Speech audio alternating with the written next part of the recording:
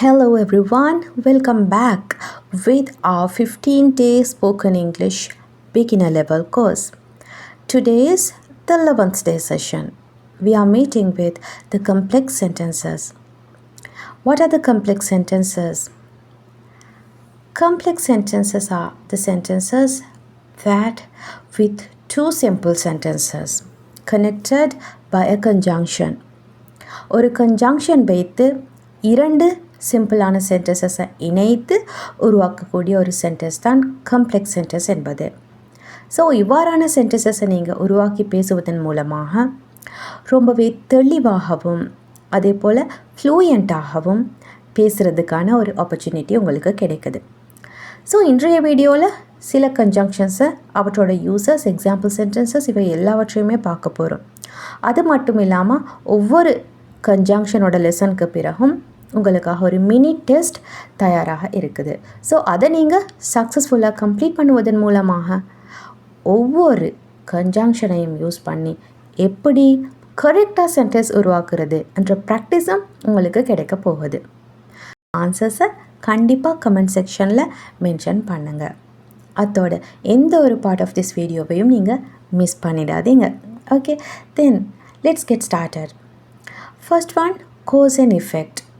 ஒரு விஷயம், அதுக்கான காரணம் என்ன, அந்த விடயம் நடந்ததுக்கான காரணம் என்ன அப்படின்னு சொல்லி ரெண்டு விஷயங்களை இணைக்க போகிறோம். அதுக்காக நாங்கள் பிகாஸ், சின்ஸ், ஆஸ் இது மூன்றையுமே ஒரே மாதிரி பேட்டர்னில் யூஸ் பண்ணலாம். சேம் யூஸ், எதனால் நடந்துச்சு அப்படின்றது சொல்கிறதுக்கு. ஸோ ஃபர்ஸ்ட் நான் சொல்கிறேன், ஷீ ஸ்டேட் ஹோம்.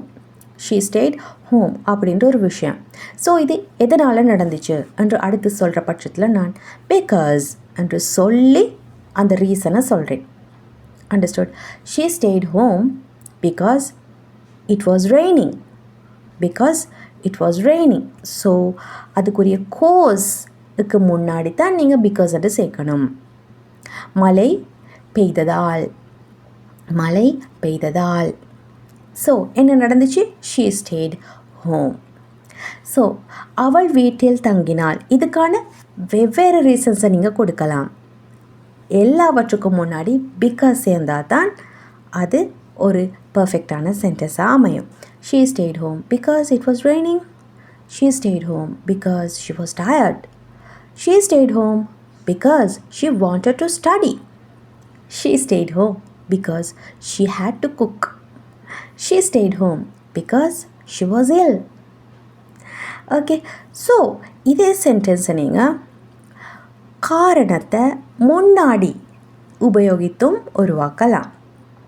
ஓகே, சம்பவத்தை பிறகு அது எந்த காரணமாக நடந்துச்சுன்றதை முன்னாடி சேர்த்து சென்டென்ஸை உருவாக்கலாம். பட் டோன்ட் ஃபர்கெட், காரணத்துக்கு முன்னாடி தான் கன்ஜங்ஷன் வரணும், பிகாஸ் வரணும். அதை மட்டும் நன்றாக மைண்டில் வச்சுக்கொள்ளுங்க. ஸோ சென்டென்ஸ் எப்படி வரும்? Because it was raining she stayed home. Because she was tired she stayed home. Because she wanted to study she stayed home. Because she had to cook she stayed home. Because she was ill she stayed home. Understand? So இந்த மாதிரி நீங்கள் சென்டென்ஸை உருவாக்கினாலும் that is perfectly correct.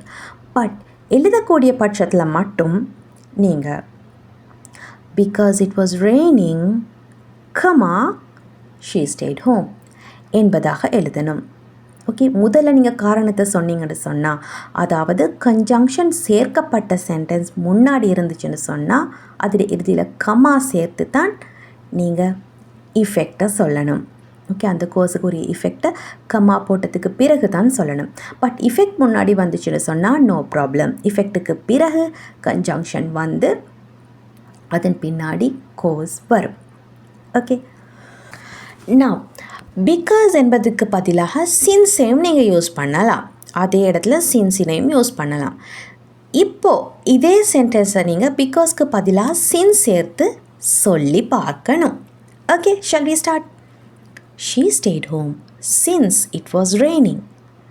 She stayed home since she was tired. She stayed home since she wanted to study. She stayed home since she had to cook. She stayed home since she was ill. Yeah, it's correct. Next, since சேர்க்கப்பட்ட கோஸினை முன்னாடி சொல்லி இதே sentence இப்போ நாங்கள் practice பண்ணலாம். Okay, since it was raining, she stayed home. Since she was tired, she stayed home. Since she wanted to study, she stayed home. Since she had to cook, she stayed home. Since she was ill, she stayed home. Perfectly correct. So இதே மாதிரியாக உங்களோட own சென்டென்ஸஸையும் நீங்கள் since because வச்சு உருவாக்கி பாருங்கள். கண்டிப்பாக அந்த example சென்டென்ஸஸை நீங்கள் கமெண்ட் செக்ஷனில் மென்ஷன் பண்ணுங்கள். நெக்ஸ்ட், சின்ஸுக்கு பதிலாக அல்லது பிகாஸுக்கு பதிலாக ஆஸ் இனையும் யூஸ் பண்ணலாம். இதையும் நீங்கள் ப்ராக்டிஸ் பண்ணினீங்கன்னு சொன்னால் தேவைப்படக்கூடிய பட்சத்தில் உங்களுக்கு ஆஸ் இனையும் யூஸ் பண்ணி பேசிக்கொள்ளலாம். Let's try it also. She stayed home as it was raining. She stayed home as she was tired. She stayed home as she wanted to study. She stayed home as she had to cook. She stayed home as she was ill. Next, காஸினை முன்னாடி சேர்த்து சென்டென்ஸை உருவாக்கி பார்க்கலாம். As it was raining, she stayed home. As she was tired, she stayed home. As she wanted to study, she stayed home. As she had to cook, she stayed home. As she was ill, she stayed home. Okay, so இதே மாதிரியாக உங்களோட own சென்டென்ஸஸை உருவாக்குங்க. Next, let's move on to the mini test. So இந்த இடத்துல நான் blank கொடுத்துருக்கிற இடங்களில் வரக்கூடியதை நீங்களாக கெஸ் பண்ணி அந்த இடத்த நீங்கள் ஃபில் பண்ணணும். ஸோ இதுக்குரிய ஆன்சர்ஸை நீங்கள் கண்டிப்பாக கமெண்ட் செக்ஷனில் மென்ஷன் பண்ணணும். ஓகே, ஸோ இந்த வீடியோவை போஸ்ட் பண்ணிவிட்டு இந்த ஆக்டிவிட்டியை செய்து பாருங்கள். Let's move on to the other conjunction. when என்பதை டைம் இண்டிகேட் பண்ண யூஸ் பண்ணுவோம். எப்படியான்னு சொன்னால், ஒரு சம்பவத்தை சொல்லி அதன் போது இன்னொன்று நடந்தது என்று சொல்வதற்காக when யூஸ் பண்ணுவோம். அதாவது ஒரு டைமை ஒரு சம்பவத்தோடு ரிலேட் பண்ணி பேசக்கூடிய இடத்துல. Okay, see the example. The phone rang when I was reading a book. So phone எப்போ ரிங் ஆகிச்சு என்று சொன்னால் நான் படித்து கொண்டு இருந்த அந்த சந்தர்ப்பத்தில். ஓகே, படித்து கொண்டு இருந்தது எத்தனை மணி என்ன டைம் என்று சொல்லாமல் படித்து கொண்டிருந்த நேரத்தில் ஃபோன் ரிங் ஆகியது என்று சொல்கிறேன். The phone rang when I was reading a book. So I was reading a bookக்கு பதிலாக நீங்கள் வேறு ஏதாவது ஒரு வேலை செய்து கொண்டிருந்தீங்கண்டா அதை எப்படி சேர்ப்பீங்க? The phone rang when I was sleeping. The phone rang when I was having dinner. The phone rang when I was bathing. The phone rang when I was studying. So இந்த மாதிரியாக என்ன விடயம் நடந்து கொண்டிருக்கிற பட்சத்தில் நடந்தது என்று சொல்ல நீங்கள் when வச்சு இந்த மாதிரி நிறைய எக்ஸாம்பிள் சென்டென்சஸ் உருவாக்கி பாருங்கள். நெக்ஸ்ட், ஏதாவது ஒரு விடயம் நடந்து கொண்டிருந்த போது அல்லது நடந்து முடிந்த போது இதை செய்யுங்க அண்ட் ஒரு கமாண்டை கொடுக்குறோம், அல்லது அதை செய்யாதீங்க என்பதாக கட்டளையை கொடுப்போம். இதுக்காக நாங்கள் எப்படி பேசுவோம்? For example, don't forget to call me when you reach home. when you reach home, வீட்டுக்கு போய் சேர்ந்ததும் ஃபோன் பண்ண மறந்துடாதீங்க. Don't forget to call me when you finish the work. Don't forget to call me when you meet him. Don't forget to call me when you find the key. So இந்த மாதிரியாக முதல்ல நீங்கள் கமாண்டை சொல்லுங்கள், பிறகு எப்போ அண்டு சொல்லி அதுக்குரிய சம்பவத்தை சொல்லுங்கள். ஸோ இதே விஷயத்தை நீங்கள் மாற்றியும் பேசலாம். அண்டர்ஸ்டுட்? எப்படி when சேர்க்கப்பட்ட அந்த சென்டென்ஸை முதல்ல சொல்லியும் பேசலாம். எப்படி? When I was reading a book, the phone rang. When I was sleeping, the phone rang. When I was having dinner, the phone rang. When I was bathing, the phone rang. when I was studying the phone rang. So அடுத்த சென்டென்ஸ்க்கும் same, முன்னாடி வந்தாலும் no problem, no change in the meaning. That is also perfectly correct. So இந்த மாதிரி நிறைய examples நீங்கள் உருவாக்கி பாருங்கள். அடுத்து வரக்கூடிய மினி டெஸ்ட்டை கண்டிப்பாக செய்து கமெண்ட் செக்ஷனில் அதோட ஆன்சரை மென்ஷன் பண்ணுங்கள். Okay,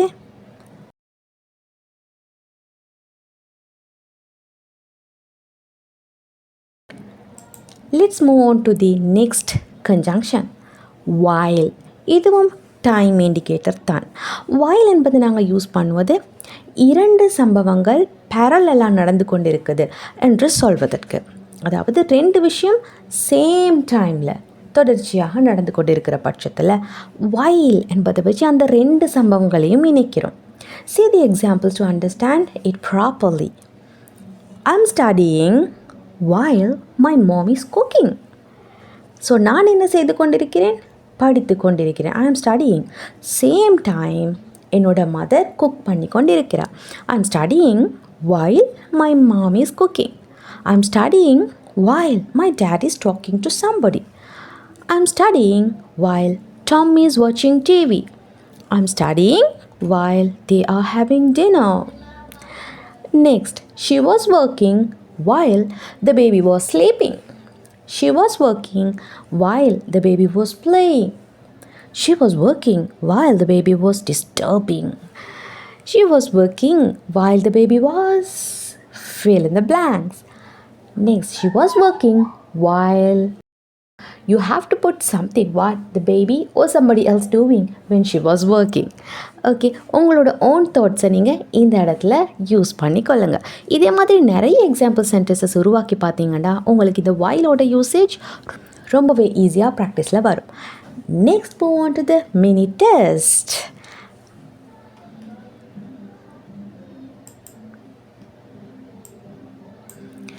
Here is the next conjunction, as soon as. As soon as இதுவும் டைமை குறிப்பிடுவது தான். அதாவது ஒரு விடயத்தை நான் செய்கிறேன், இன்னொரு விடயத்தை செய்து முடித்ததும், இன்னொரு விடயத்தை செய்து முடித்த உடனே நான் அடுத்த விடயத்தை செய்கிறேன், செய்தேன், செய்வேன், ஏதாவது இந்த காலத்துலேயும் வரலாம்.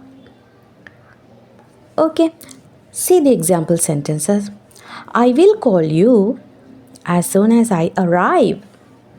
I will call you as soon as I arrive.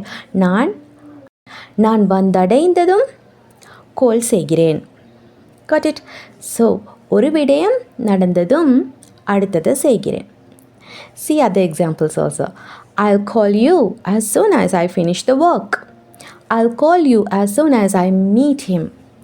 I'll call you as soon as we get into the bus. I will call you as soon as I reach home. So இந்த இடத்துல future டென்ஸில், அதாவது ஃப்யூச்சரில் நான் செய்வேன் என்பதாக வருது.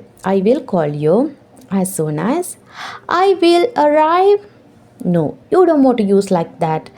Just simple presentலே நீங்கள் அதை சொல்லலாம். அதாவது எந்த சம்பவத்துக்கு பிறகு நான் இப்படி செய்வேன் என்ற விஷயத்தை.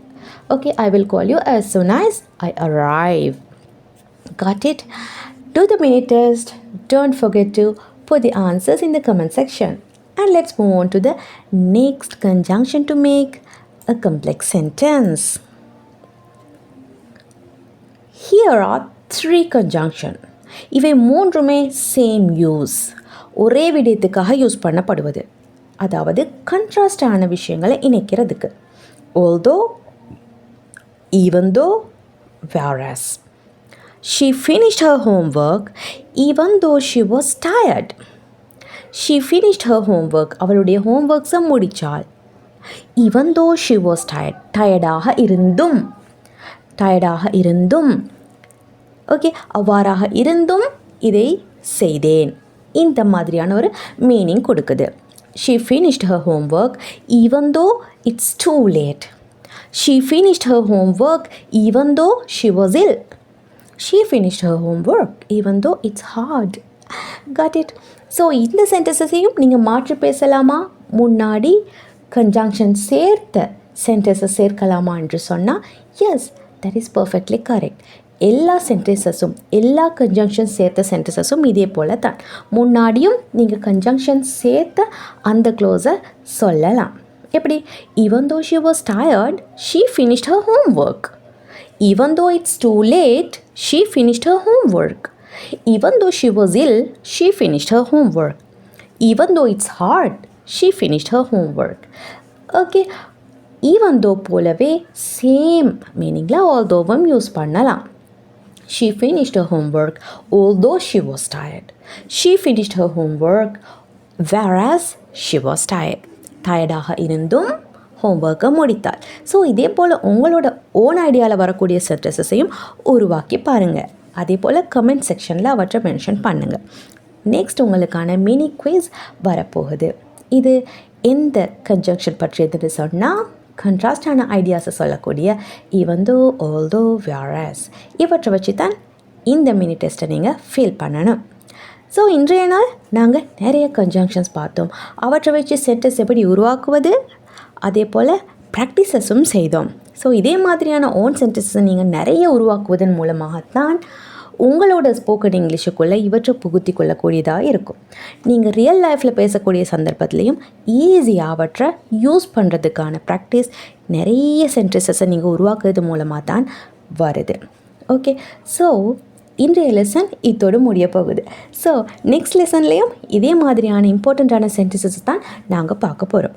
ஸோ கண்டிப்பாக என்னோடய சேனலை சப்ஸ்கிரைப் பண்ணி வச்சுக்கொள்ளுங்கள். பெல் ஐக்கனை நீங்கள் கிளிக் பண்ணி வச்சிங்கன்னு சொன்னால் என்னோட நியூ வீடியோஸோட நோட்டிஃபிகேஷன் உங்களுக்கு டைம் டு டைம் கிடைக்கும். So let's meet with another important lesson. Until that, take care everyone.